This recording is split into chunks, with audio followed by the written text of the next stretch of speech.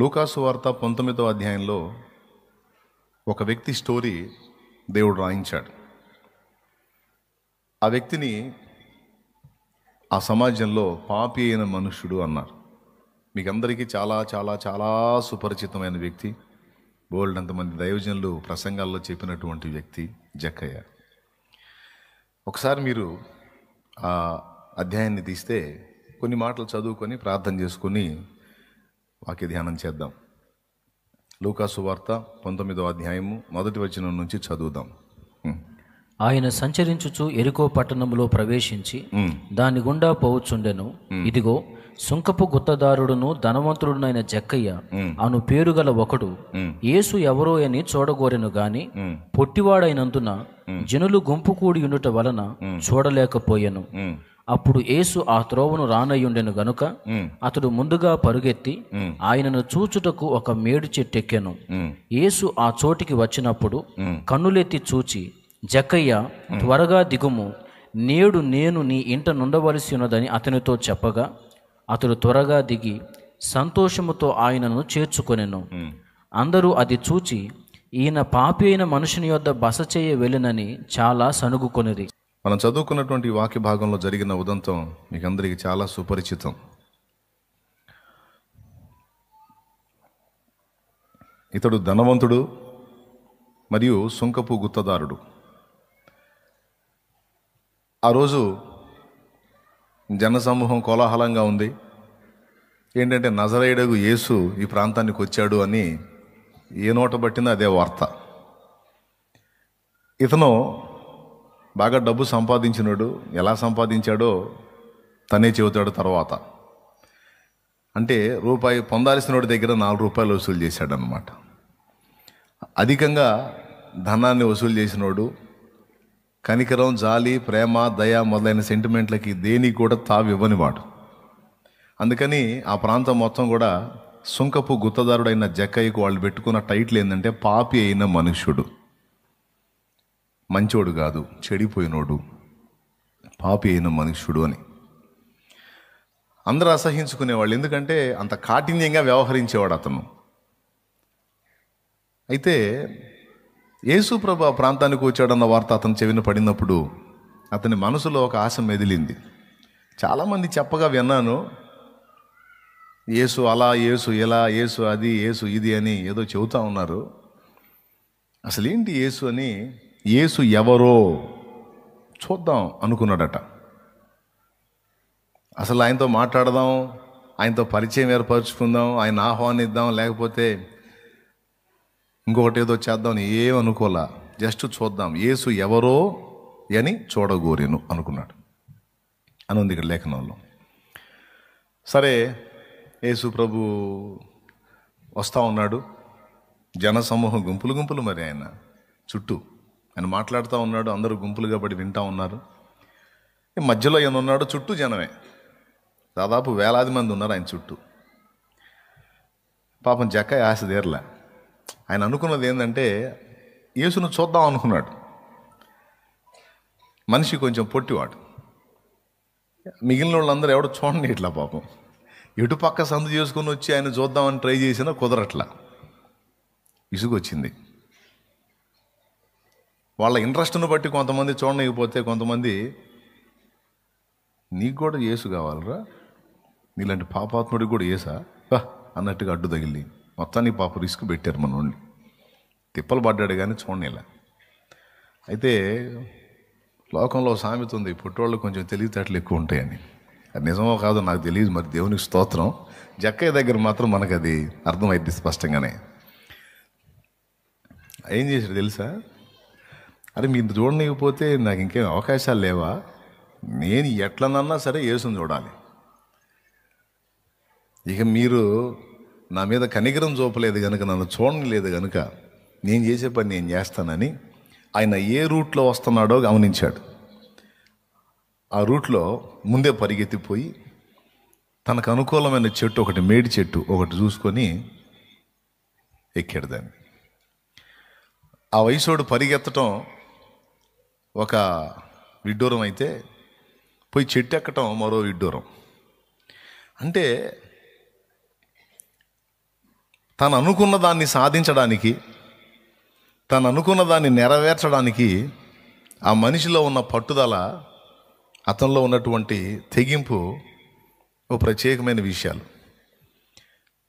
ఆ వయసోడు పరిగెత్తుతుంటే జనం ఏమనుకుంటారో అని అనుకోవాలా. చెట్లు ఎక్కుతుంటే ఏమనుకుంటారు, ఏం చిన్న పిల్లవాడంట, నువ్వు బుద్ధి లేకుండా చెట్లు ఎక్కుతున్నావు, ఏదో కోతికొమ్మ చాట్లాగా అంటారు. ఇవన్నీ ఏం పట్టించుకోవాలా. ఎవరు ఏమనుకుంటే నాకెందుకు, నేను యేసును చూడాలి అంతే. తాను యేసును చూడాలి అన్న ఒకే ఒక్క కోరికే, ఒకే ఒక్క ఆశ అతన్ని పరిగెత్తించింది మరియు చెట్టెక్కించింది. ఆ ఏజ్కి సంబంధించిన పనులు కాదు రెండు, అయినా చేశారు. చెట్టెక్కాడు, చెట్టెక్కి కూర్చున్నాడు. జనసమూహంలో యేసు మాట్లాడుతూ వస్తున్నాడు. యేసు ప్రభువుని చూసి ఆనందపడుతున్నాడు. ఓ, ఈయన బాగున్నాడు, ఆయన మాట్లాడే తీరు కూడా బాగుంది, నన్ను చూడనీరా, యేసుని నన్ను చూడనీరా, చూడండి, మీరు చూడనిపోతే నాకు లేదు అవకాశం. మీరు ఆయన ముఖమే చూస్తున్నారు, నేను ఆయన నడినెత్తి మొదలుకొని సర్వ శరీరం చూస్తున్నాను అని లోపల లోపల ఆనందపడుతున్నాడు. లోపల లోపల ఆనందపడుతున్నాడు. మళ్ళీ లోపల లోపల ఒక రకమైన దుఃఖం ఉంది. యేసు బాగున్నాడు, బాగా మాట్లాడుతున్నాడు, అయినా ఆయనతో ఉండటానికి, ఆయన ఆశీర్వాదాలు పొందడానికి, ఆయనతో వ్యవహరించడానికి వాళ్ళు తగినోళ్ళు, నేను తగినోడిని కాదు, నాకు అర్హత లేదు. ఎందుకంటే నా మనస్తత్వం మంచిది కాదు, నేను కఠిన హృదయుడిని, నేను జాలి దయలు సెంటిమెంట్లు పెట్టుకునేవాడిని కాదు. ఎవరి దగ్గరైనా సరే అవకాశం ఉన్నంత వరకు డబ్బు లాగటమే నా పని, నాకు ఇంకా ఏ సెంటిమెంట్లు లేవు. నేను పాపి అయిన మనుషుణ్ణి అని నాకు తెలుసు, ఊరు మొత్తానికి తెలుసు. ఎవరికి తెలుసు? నాకు తెలుసు, ఊరు మొత్తానికి తెలుసు. కాబట్టి నాకు తెలిసినప్పుడు, ఊరు మొత్తానికి తెలిసినప్పుడు దేవుడికి తెలియదా? దేవుడికి కూడా తెలుసు. కాబట్టి పొరపాటును కూడా నన్ను ఆయన అంగీకరించడు, ఎందుకంటే నేను పాపిని. అందుకే వాళ్ళు నన్ను రానిలేదు. న్యాయమే, నీలాంటి వాడికి ఎందుకురా యేసు అని నెట్టేశారు. పర్వాలేదు, న్యాయమే అది, ఎందుకంటే నేను అర్హుణ్ణి కాదు, దయా దాక్షిణ్యాలు లేని కఠినుణ్ణి అని ఏదో తన ఫీలింగ్స్ తనకి, తన బాధ తనది. ఏంటో యేసు ప్రభుని చాలామంది చూస్తున్నారు. ఇంకా అక్కడ చెప్పాలంటే మహాపరిశుద్ధులు కూడా ఉన్నారు అక్కడ, వాళ్ళు కూడా చూస్తున్నారు యేసు ప్రభుని. చూడండి, యేసు ప్రభు చుట్టూ ఉన్నవాళ్ళు పరిసయ్యులు ఉన్నారు, శాస్త్రులు ఉన్నారు, సద్దుకాయులు ఉంటారు, యూదులు ఉంటారు, యూదేతరులు కూడా కొంతమంది ఉంటారు. వాళ్ళు యేసుకు దగ్గరలోనే ఉన్నారు, యేసుకు సమీపంలోనే ఉన్నారు, యేసును తాకుతున్నారు, యేసు మీద పడుతున్నారు. జక్కయ్య అనేవాడు దూరంగా ఉన్నాడు, చెట్టు మీద ఉన్నాడు. అతని ఆలోచనలు ఒక రకంగా ఉన్నాయి, ఇక్కడున్న వాళ్ళ ఆలోచనలు ఒక రకంగా ఉన్నాయి.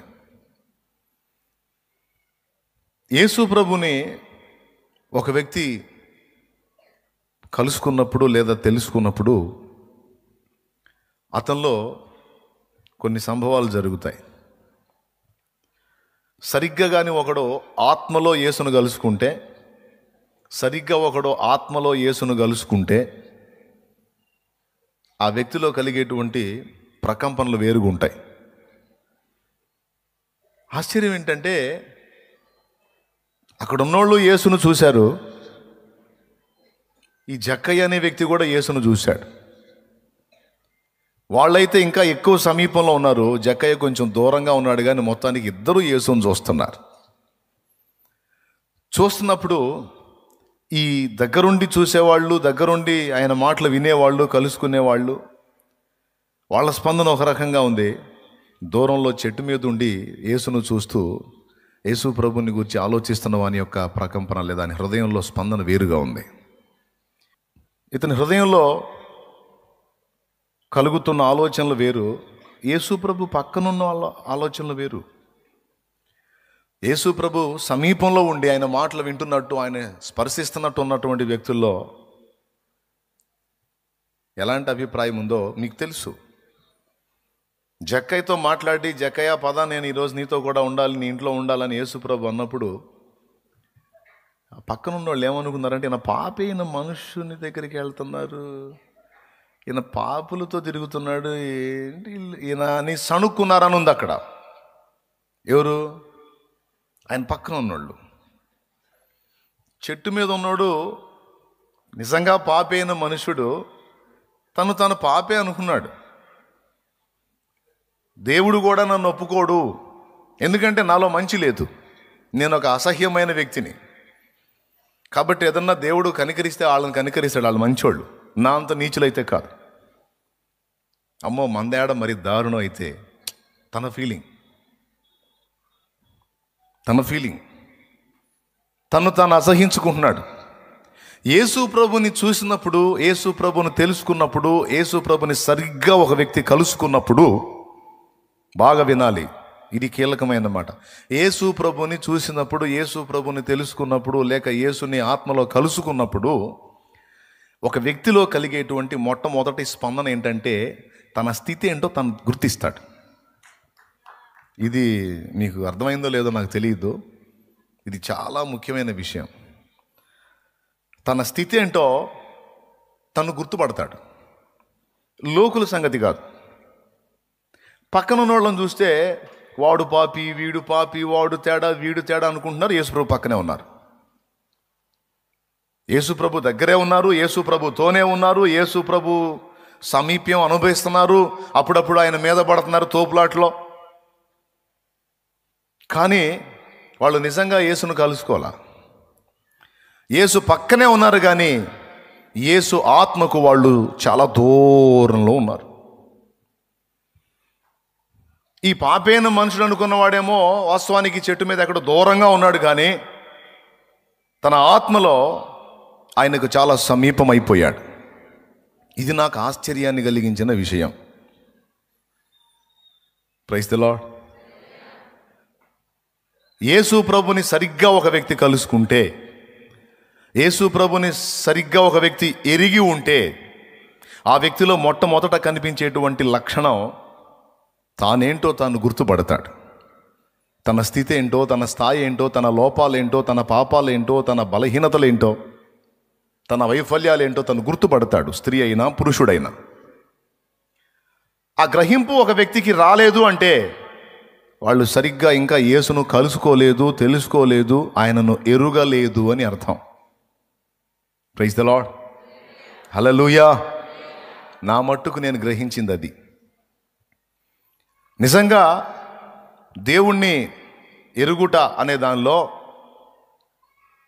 బైబిల్లో రకరకాలుగా యేసు ప్రభుని ఎరిగారు జనం. కానీ జక్కయ్య ఎరిగిన తీరు వేరు, మరికొంతమంది భక్తులు ప్రభువుని ఎరిగిన తీరు వేరు. ఉదాహరణకి యేసు ప్రభు ఉన్న ప్రాంతంలో అక్కడ ఉన్నటువంటి యూదులు కొంతమంది యేసు ప్రభు వారి మధ్య బోధ చేసిన, కార్యాలు చేసిన అవి చూసినప్పుడు వాళ్ళు ఏమనుకున్నారంటే, ఇతడు వడ్లవాని కుమారుడు కాడా,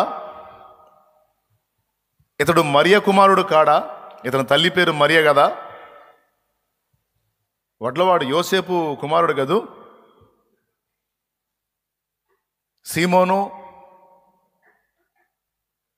యాకోబు, యోసేపు, యోదా అనే నలుగురికి అన్నగదు, ఇతని తమ్ముళ్ళేగాళ్ళు, వడ్రంగం పనిచేసే యేసు కదూ, మనకి చెక్కబాలలు చేసి ఇచ్చాడు, కుర్జీలు చేసి ఇచ్చాడు యేసు. అవును ఆ కుర్రోడే. వాళ్ళు ఎరిగింది అది. వాళ్ళు ఏమి ఎరిగారు? వడ్రంగం పనిచేసే యేసు అని ఎరిగారు. అందుకే వాళ్ళ మాటలన్నీ కూడా అక్కడే ఉన్నాయి. వాళ్ళ సమాజంలో ఒక కుటుంబానికి చెందిన వ్యక్తిగా, వడ్లవాడు అంటే వడ్రంగం పనిచేసేవాడు, వాళ్ళ నాన్న వడ్రంగం పని చేస్తాడు, ఈ అబ్బాయి కూడా మనకి పని చేసి పెట్టాడు అని ఇంతవరకే వాళ్ళు ఎరుగుదురు. ఇక్కడ ఎందుకు ఈ మాట నేను మీకు అందిస్తున్నానంటే, మనం దేవుణ్ణి ఏ స్థాయిలో ఎరుగుతామో దేవుని దగ్గర నుండి ఆ స్థాయిలోనే మనం ఫలం పొందగలం. Praise the Lord. దేవుణ్ణి మనం ఏ స్థాయిలో ఎరుగుతామో ఆ స్థాయిలో మాత్రమే మనం దేవుని యొద్ద నుండి ఫలాన్ని పొందగలం. కొంతమంది ఎరిగిన తీరు ఎలా ఉంది, ప్రభువుని తెలుసుకున్న తీరు ఎలా ఉంది. ఎలా ఉంది? వడ్లవాని కుమారుడు అంట, మరియమ్మ కొడుకంట. వాళ్ళకి చిన్నప్పటి నుంచి తెలుసంట, చిన్నప్పటి నుంచి తెలుసంట. వాళ్ళకి చెక్క బల్లలు కూడా చేసి ఇచ్చాడంట, వాళ్ళ కుర్చీలు బల్లలు చేసి ఇచ్చాడంట. అయితే మంచి ప్రవర్తన కలిగినోడంట. ఎంతవరకు మాట్లాడాలో అంతవరకే మాట్లాడతాడు, చాలా నిబద్ధతతో ఉంటాడు, మంచి కుర్రాడు. అంతవరకే ఎరుగుదురు వారు యేసుని. కాబట్టి ఇక వాళ్ళకి ఏం ప్రాప్త? చెక్క బల్లలు ప్రాప్త, కుర్చీలు ప్రాప్త, స్తోత్రం, ప్రాప్తి, అంతవరకే ప్రాప్తి. వాళ్ళు ఆ స్థాయిలో ఎరిగారు. ఇక అంతకు మించి యేసుని ఎరగలేదు వాళ్ళు. మళ్ళీ వాళ్ళ మధ్యలోనే తిరిగాడు సంవత్సరాలు, వాళ్ళ మధ్యలోనే వ్యవహరించాడు, కార్యాలు కూడా వాళ్ళ ముందు చాలా చేశాడు.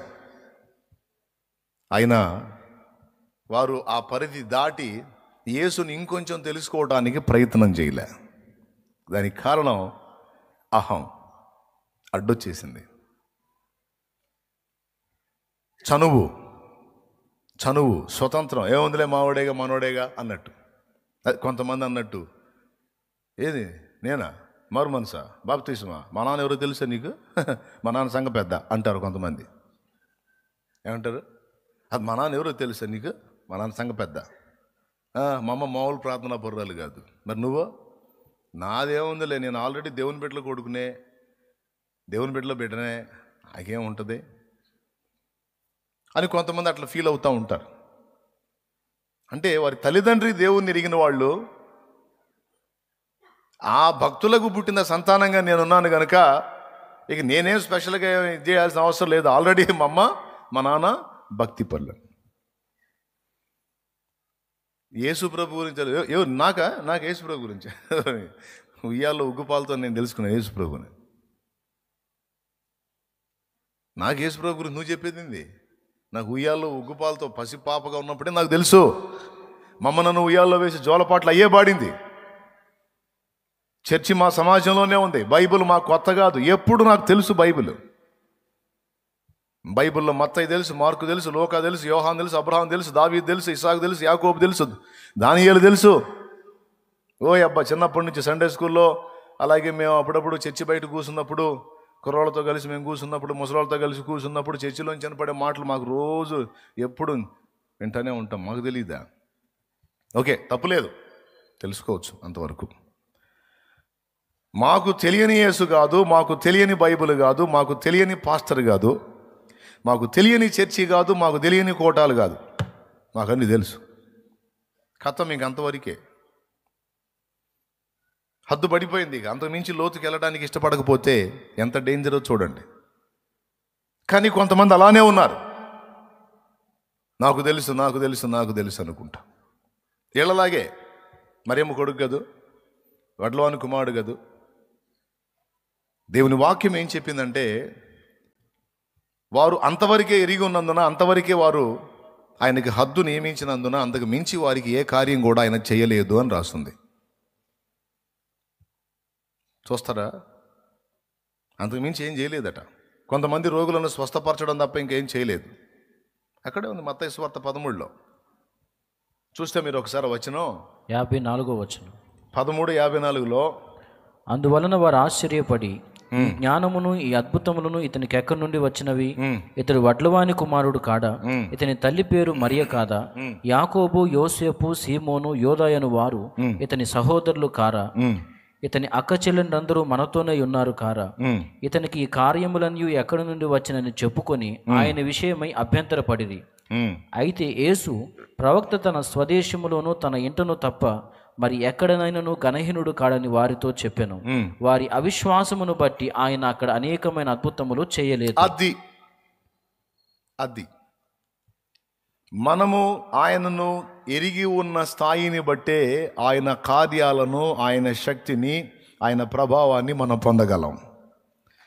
మనం ఆయన ఎరిగి ఉన్న స్థాయిని బట్టి, మనం ఆయనను తక్కువగా ఎరుగుంటే తక్కువ కార్యాలే పొందగలం, ఆయనను ఎక్కువగా ఎరుగుంటే ఎక్కువ కార్యాలను చూడగలం.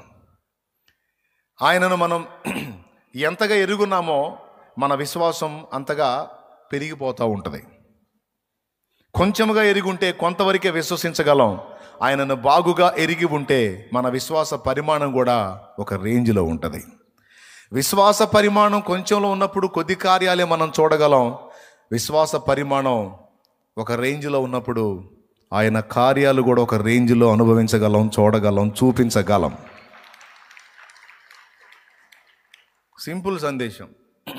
ఇంకేం కావాలి? టూకీగా 2 ముక్కల్లో అయిపోయింది, అంతే.